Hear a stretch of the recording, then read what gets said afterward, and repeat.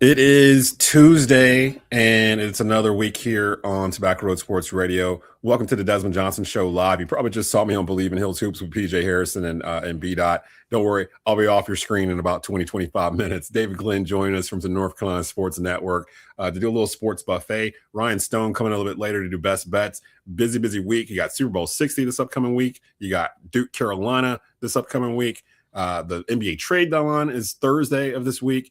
And we're actually going to probably lead off the show with a first. We're going to talk about the Charlotte Hornets, who are destroying the NBA right now. We're going to get DG's views on what the Hornets are doing, as well as get some info on Super Bowl 60 and what he's looking for, big storyline-wise. And, of course, the game that always delivers, Duke and Carolina. We got a lot to get to. What better way to do it than start off on a Thursday? Let's hit it with the Desmond Johnson Show. Let's go ahead and roll that intro. Live with Desmond Johnson, son, the live is one. Represent NC to the fullest.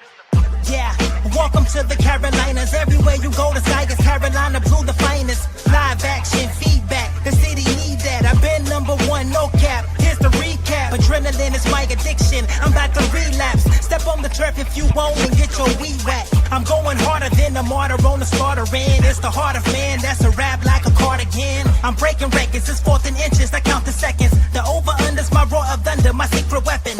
Yeah, the game is to be told. I don't break, I break modes. Follow me on Tobacco Road.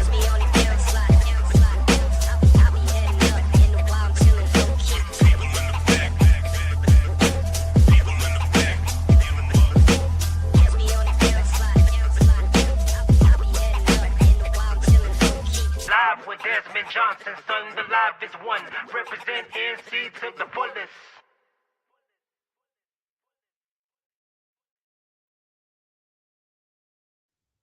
And welcome into the Desmond Johnson Show here live on Tobacco Road Sports Radio, tobaccoroadsportsradio.com. Remember, you can hear the best of the week on terrestrial radio on Fridays in the Triad, WWBG 1470 AM Fridays at 5 p.m., WTOB 980 AM, 96.7 FM in Winston-Salem at 6 p.m. David Glenn in the house from North Carolina Sports Network, as he's been with me every Tuesday. Ryan Stone coming in a little bit to get you ready for best bets. DG, I assume you're digging out of snow like the rest of us. What's going on, brother? How you doing? Doing well. Always good to be with you, Des. Not only was I digging out of the snow, I happen to have one of those lots that slopes pretty heavily from front to back. So whether somebody in our neighborhood knows us, doesn't know us, kind of knows us, knocks on the door and asks the old guy, hey, can I sled down your backyard? Okay, yeah, go for it. So it's been a fun week or so with the ice and the snow here. I much prefer, we got 11 inches here in Kernersville. I prefer 11 inches of snow than a quarter inch of ice, which we had the week before. Yeah, my daughter's been home for like a week and some change now. And I don't know if she's going back this week. I'm going to venture out after this and look at the back roads and see how they're doing. Let's just jump right into it because we started a little bit later than normal on a Tuesday with the Sports Buffet. For those that are brand new to this, the Sports Buffet is when I take advantage of the fact that I have David Glenn in the house and I can kind of bounce around to different sports topics in the same segment. And this might be a first. I don't know if I've ever started off with the Charlotte Hornets in the Sports Buffet before, but here we are. The Charlotte Hornets, man, they have become the talk of not just North Carolina, but like the NBA. 102-95 winners over the New Orleans Pelicans yesterday. They have won 7 straight games. That's the longest win streak the Hornets have had in the past 25 seasons, if I'm not mistaken. DG, I'm sure you've kept your eye on these Hornets since this kind of began. And we've had conversations off camera where I'd explain, why I have the Hornets radio network and my thoughts on what they could be future-wise. Let's talk about them first. What you're seeing right now from this Hornets team that makes you feel like this could be a legit, lasting type of situation that they're doing under head coach Charles Lee. Well, I'd say on the short list of the most important things that have happened is that they got their high first-round draft picks correct 2 of the last 3 years. It was Brandon Miller in 2023, and it was a guy we know well in this state, Con Knipple from Duke, obviously in this most recent draft. When your pick, in that case, at number 4 overall, not only turns out well, but is actually neck and neck with his old teammate at Duke, Cooper Flagg, for, the best rookie season in the entire NBA. Incredible. That means you're getting picks right. And I'm telling you, Des, I've been in this state since the late 1980s, kind of close to when the Hornets were actually born. And there have been long stretches where our state's sports fans mostly do not care about the Hornets. But the time that I saw them care the most was in the early 90s, the Hornets had a very, very, very high pick and got it right with Larry Johnson, grandmama from UNLV. And the very next year, they had another very high pick, and they got it right again with Alonzo Mourning out of Georgetown. Almost got Shaq in that. Right. And they ended up being a playoff team frequently. And there was, pardon the pun, a buzz around that franchise for a long time. Well, there hasn't been much of a buzz for most of this century, really. And now that they've had multiple smart picks, they're interesting. And the last I looked, they're kind of knocking on the door of getting into the postseason, which is a huge accomplishment for a franchise that hasn't been there in a long time. I'm glad you brought up that, because that's what I was going to ask you in terms of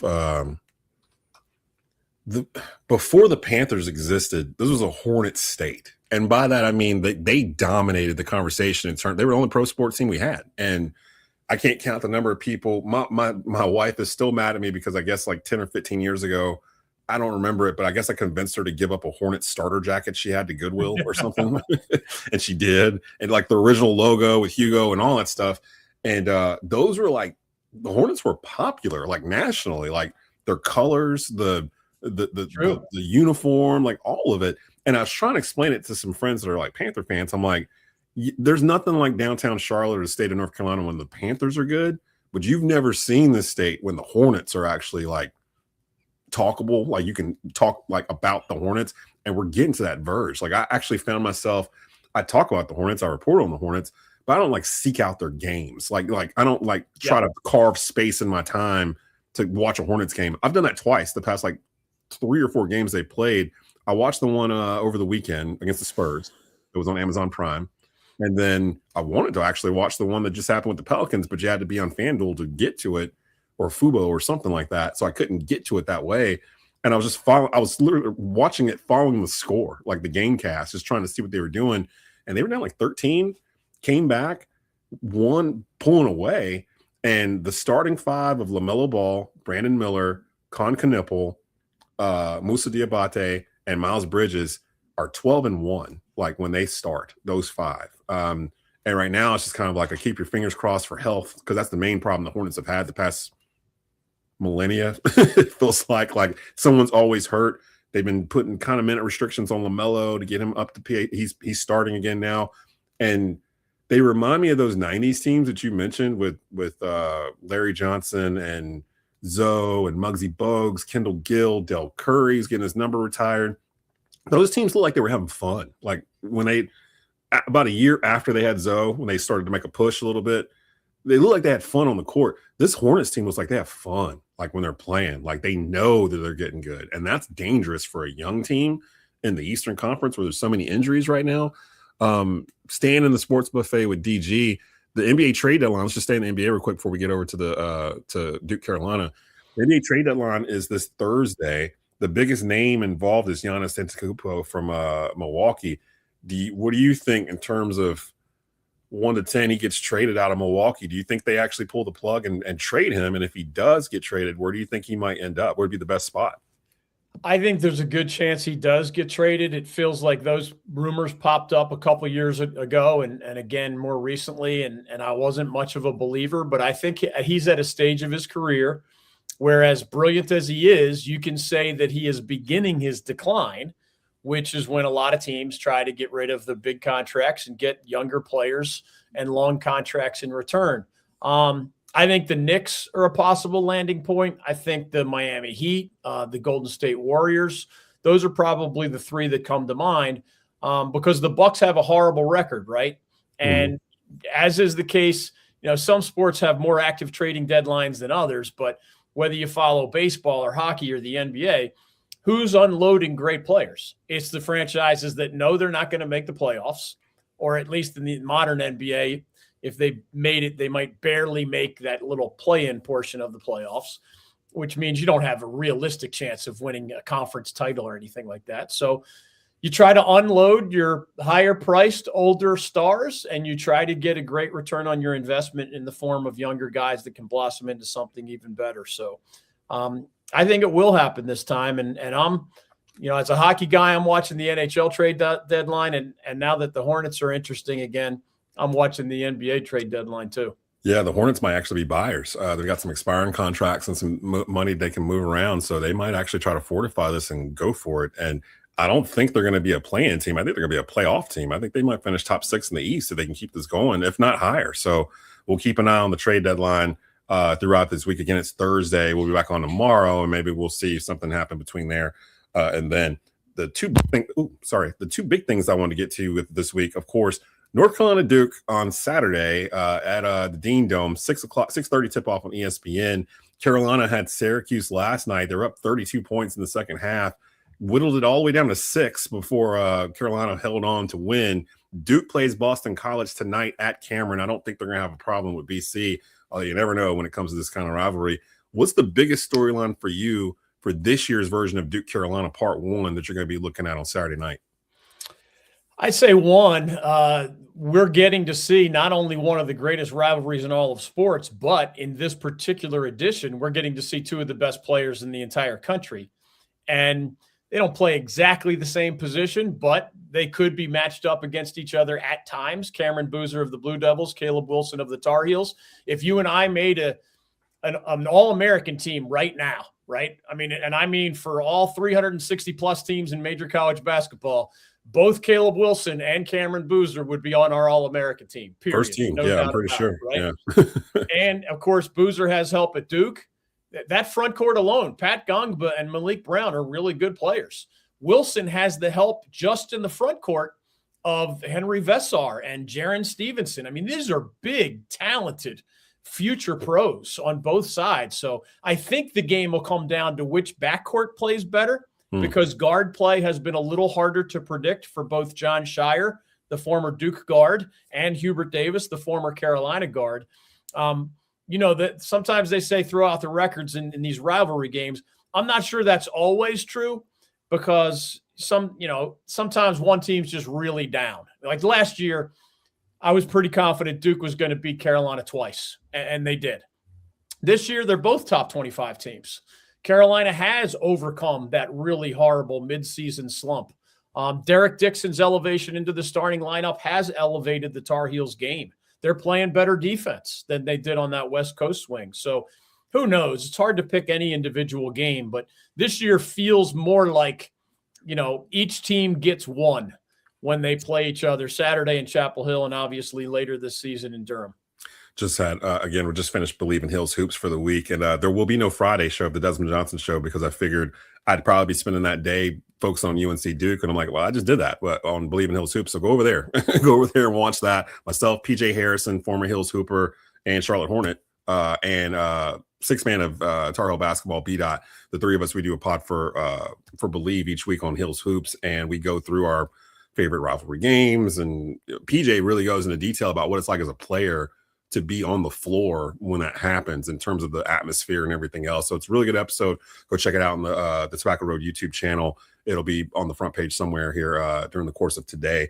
With David Glenn with me from the North Carolina Sports Network and Sports Buffet. And the other thing, we've touched on everything. There's something else going on this week. I'm trying to remember. Oh, Super Bowl 60. The New England Patriots taking on the Seattle Seahawks. All the people that listen or watch me know I'm not a fan of either team, but I'm getting pulled into trying to pick which one I think is going to win this game. What do you think from watching these two teams all season long? They've been pretty much at the top of their conferences respectively all year, but they both kind of feel like they were kind of overlooked a little bit as we were searching for, if it's not Kansas City, who's it going to be this year? I don't think any of us landed on Seattle or New England over the course of the season. Who do you think has the edge here going into Super Bowl 60? Because on paper, they look like they match pretty well, but it could be anybody's game really at this point. None of us really know a lot about Seattle or New England. What are your thoughts going to Super Bowl 60? I agree that it could go either way. When push comes to shove, I usually pick the team with the better quarterback if I think they're evenly matched. And I do think, even though he's the young guy, I think Drake May, who apparently is, battling some illness issues and also some shoulder issues. Oh, if he's close to 100%, I think he's the better quarterback. And remember, the Patriots in this game, rather than dealing with snow and wind and all kinds of elemental chaos. All in the corner. You should see more of the normal Patriots offense now that you can actually throw a forward pass. Yeah. That'll be a different wrinkle for both teams. But Seattle's really good defensively, right? I mean, and fun part for us around here, we got to see Kenneth Walker as a star for Wake Forest. We got to see he's the starting running back for the Seahawks now. Drake May, of course, we got to see not only at UNC, but prior to that, he's from Myers Park High School in Charlotte. So, I mean, Drake Thomas, if you remember the former Wolfpack linebacker, he's a starter for the Seahawks. And that there's more on that list, so of just guys from our backyard. I'm actually writing about it at our website. Jared Wilson, the guard from Georgia, played at West Forsyth. Matter of fact, he was the very first kid I had on Titans Talk when we first started, I think 7 years ago. Like, it would have been during COVID. So like he was the very first player guest that we had on that show, and now he's starting guard for the New England Patriots. So go figure. Like, and next to him is Garrett Bradbury is the starting center for the Patriots. So next to your guy and in front of Drake May is former Wolfpack star Garrett Bradbury, who's also from I think the Charlotte area's high school ranks. So yeah, it's amazing. I mean, we talked, I think, on your show months ago about how right now, North Carolina, our state, has the 5th most players in the National Football League. I mean, that is an incredible achievement because the top 4 never change. In one order or another, it's always California, Texas, Florida, and Georgia. Yeah. Always. That's crazy. Not necessarily that order, but they're always the top 4. Remember, they're extremely populous states. They're southern states, or at least most of their state is in the South. And they have great high school football culture, where people have passed it down from generation to generation. So they're always the top 4. But I've seen our state go from outside the top 10 in my 4 decades covering this stuff to now number 5 in terms of our NFL pipeline. So that's just a fun local wrinkle, whether it's the Super Bowl specifically or the NFL more generally. That's, and I don't doubt that, being around high school football as much as I am now and seeing some of the talent and some of the 5-star kids that we've covered go through. We literally just had the number 1 quarterback in the country in our backyard at Grimsley at Faison Brandon. The year before that, Bryce Baker's at East Forsyth, a 4-star quarterback, and he threw for 4,000 yards that year. Like, there's talent in this state for sure. And I keep waiting I don't think Belichick's going to do it, but before him, Mac Brown was really good about kind of circling off like the triangle or the triad and going in and getting the best players and bringing them to Carolina to play. Wake Forest was really good about this too. Like, they were really, especially in the triad, they were just plucking kids from the triad and bringing them over, redshirting them. They play 5 years and then it all kind of changed from there. But lately, Duke and NC State have been kind of doing that a lot. The problem is it's like holding sand. They can't keep them there anymore because of NIL, and they get good and they take off and go someplace else. So, but that's another conversation for another day. Still on Super Bowl 60, I'm in this weird spot, and I told you this before, where Seattle, I've always looked at them as a rival because of the Carolina-Seattle stuff. When Cam was here, they were kind of the measuring stick for us. So I've always looked at them like that. And then the Patriots are like Duke to me. I'm a Carolina fan. So like Duke is the arch nemesis. The Patriots represent that in the NFL to me, even when they were down. But Belichick's not there anymore. He's coaching Carolina, and Drake May is the quarterback for the Patriots. So it's like, maybe I can do this. Do you think that the sentiment has shifted where the Patriots, who used to be the Death Star for Kansas City, took that over? Is this a likable Patriots team? Like, can you get behind this team and root for it and feel good about it? Like, are you going to root for the Patriots or are you going to root for the Seahawks? Yeah, one of my best friends lived in the New England area for a while, so he's actually coming to my house for the game, so I'm going to root for the Patriots in part because of him. And just to be a polite host, I guess. But I do think they are a more likable team. Drake May, whether you're a UNC fan or not, is an incredibly likable guy from an incredibly likable family. You no longer have that Belichick-Brady combo to root against. I think many American sports fans who don't have necessarily in a certain matchup a team in that fight, so to speak, they sometimes get tired of the dynasty. And they end up rooting against the dynasty. Well, the Patriots aren't the dynasty anymore. They have no more Belichick, no more Brady. Heck, I was at the Super Bowl where the Eagles beat the Patriots, And I can promise you, there were Patriots fans, there were Eagles fans, and I was there in Minneapolis with a bunch of my childhood buddies from Pennsylvania. And the so-called neutral fans were overwhelmingly rooting for the Eagles. I mean, every restaurant, bar we went to, the Minneapolis people were high-fiving us when they would see our Eagles jerseys. Nobody neutral was adopting the Death Star, right? You were either wearing a Patriots jersey or you were probably rooting for the Eagles. And I do think that has that kind of, that ship has sailed, so to speak. The Seahawks are favored in this game by, I think, 4 or 5 points. 4.5 is when I just saw a minute ago. So, I mean, who knows, right? Like, what will the Patriots offense look like now that it'll be normal weather conditions? How did the Seahawks deal with, they lost their starting running back during the playoffs, Charbonnet. So it's more of a burden on Kenneth Walker. I do think it'll be a close game. It's an incredible accomplishment for Sam Darnold, a guy we know well around here, that he has taken the Seahawks all the way to the Super Bowl. Can he get it done? We'll see. There are a lot of people who have doubted him for a long time, but we also live in a world where, Trent Dilfer was a starting quarterback on a Super Bowl championship team. If Trent Dilfer can do it, Sam can. You want to give me a score? Let's see. I didn't look at the weather forecast. I'm assuming, right? It's California. So it's in Santa Clara. So the 49ers, they don't play in a enclosed thing, but it never rains in Southern California, so I'd imagine it'd be fine. It should be fine. I think close game. Let's say 27-24 Patriots. That's all I really want. Since I don't really have a dog in the fight, I just want a good game. Like, I don't want it to be one of those Super Bowls where I'm more concerned about the commercials than the game. Like, I want to be in the game, and I've seen enough of Seattle the past 3 weeks now where I'm like, okay, I know Sam Darnold. I know enough about who you guys have, and I can kind of pick out who I want to watch on the game. Same with the Patriots. Sitting there watching that fourth quarter against Denver, I watched it like through it, and I was like, you know what?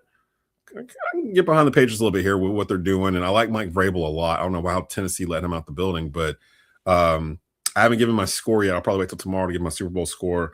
We will actually have on 2 former NFL tight ends. We're going to have Ed Smith and Ben Troop. They're going to be on with me to really get a little bit deeper into the nuts and bolts of the Super Bowl. But I'm going to get DG out of here. Make sure you follow his work over on the North Carolina Sports Network YouTube channel, one of the fastest growing channels in the state in terms of sports coverage. Definitely go over there and check them out. And you can follow him on X at David Glenn Show. And DG, we will see you next week. Thank you, my friend. Enjoy the big game. All right, and there he goes. That's David Glenn from the North Carolina Sports Network. And I'm going to bring in Ryan Stone from Tobacco Road Sports Radio. Not alumni. You're still doing stuff. But matter of fact, you got a game Saturday. Calling up A&T on Saturday at Club Corbett. You'll be able to catch that on Tobacco Road Sports Radio. That is a 2 o'clock tip. So 2 o'clock, yeah. So 1:30 pregame with Ryan. So definitely tune in to us there. If you're in the Triad, you can actually hear it on the light. In Greensboro, is it 1340 or is it 1400?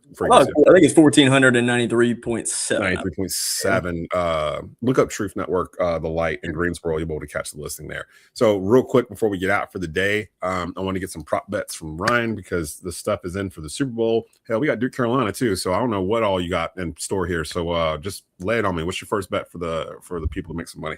Well, the first bet I made on this game was I took Drake May over 6.5 rushing attempts. They have used his legs a lot. I know he has a banged up shoulder, but I think he'll protect himself and do a pretty decent job. I'm not sure he's going to have as many rushing yards against Seattle. They play a lot more zone defense, so I think they'll stop him shorter, but I do still expect the rushing attempts to be there. Also, I know you guys were just, we have some alums from the area that are on that Patriots offensive line, but they haven't been great in the playoffs, honestly. So I think he's going to have to run some. They've given up 5 sacks in all 3 games so far. So I think he is going to have to use his legs in this one. I also like Hunter Henry over 36.5 receiving yards. That has been one of Drake May's favorite targets throughout the year. So I think he will still get targeted. I just talked about the offensive line. Another a plus money bet that I actually really like is DeMarcus Lawrence over, I think it's either over a quarter or over a half a sack, but it's around plus 150 in terms of the payout for it. But as I was just saying, the Patriots offensive line has given up 5 sacks in all 3 playoff games so far. So I do think Seattle's defensive line is going to get home and cause some issues in this game. Who are you taking straight up in this game, by the way? I like Seattle. I think Seattle wins the game. They're just more experienced team. I think they've just kind of looked like they've been the team in this postseason that's looked the part. They really have. They really have. And it's weird because me and Stu talk about this in Believe in Panthers every week, where it's like Seattle and New England were two teams. They've been good all year. Like, hell, we played them both and got spanked by both. Like, and we left both those games like, oh, that's a much better team than Carolina. Like, especially the New England game. The New England game, we couldn't do anything right. The Seattle game was tight at halftime, and then Seattle just pulled away in the second half.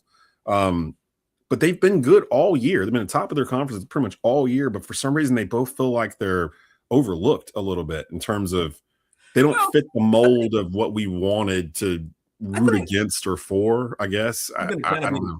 Regardless, unless you got Josh Allen or the Rams in there, because it was just there wasn't a favorite, really. Right. And that was the weird with no Kansas City, and then you get, like you said, Josh Allen's out early, no Joe Burrow. Like all the AFC quarterbacks that we've grown accustomed to kind of circling around each other just for whatever reasons weren't there. And in the NFC, it didn't really feel like we all kind of started gravitating towards the Rams at the end, but then the Rams kind of screwed that up. So they didn't fit it either. And then I landed on San Francisco because I was like, I don't know how they're doing this with whatever they have left over on the roster, but they keep winning. And as soon as I land on them, they're out. So it's like I didn't want to land on – I didn't trust the Eagles all year. I didn't really trust Seattle because of Sam Darnold, to be perfectly honest. Like I just watched him here, and he has a reputation of kind of not showing up in big games, but the past two playoff games he did. So he can actually erase a lot of this narrative on him. I didn't realize he was 20 years old when the Jets drafted him. Like, what would you do as a 20-year-old quarterback with no help with the Jets? Like, I mean, it's going to screw you up too. So I get it. And Drake May just landed in a good situation. It's a little bit of a revenge spot kind of for Sam Darnold also, because the Patriots game was the game that year where he started seeing the ghost. Oh, that was the ghost? On camera saying that. So don't say that again, it's kind of a bounce back spot, honestly. It would kind of be like a full circle. Oh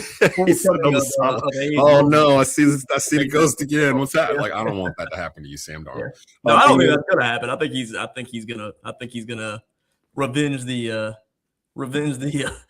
early struggles. If they had Charbonnet, I would pick him hands down. I would think that because they were rushing for like 160 yards with him and Walker, like for the past 6 or 7 games, and that helped Sam Darnold. So without him, they've still been able to do it. But that Denver game is kind of an outlier because of that fourth quarter. Like, honestly, I feel like Denver probably could have won that game if it didn't, which is where crazy because they're at home. So the home field kind of screwed them over. Do you have any other prop bets for Super Bowl? Or I also have I like, this is another one that pays out quite a bit. It's plus 380, I think, when I took it, but it's the Seahawks to either score a defensive or special teams touchdown. Like I said, they have one of the better secondaries in the league, so you could get a pick six, you could get a scoop and score fumble. They also have Rashid Shaheed returning kicks, and he's really good. So I think that's a pretty good opportunity. I've seen that name attached to the Carolina Panthers in the offseason as someone they could go after for wide receiver that can take the top off of defense and sell some prominent special teams. And they got the money. So I've seen that name pop up. And then when I saw him over the weekend, I'm like, yo, this dude's good.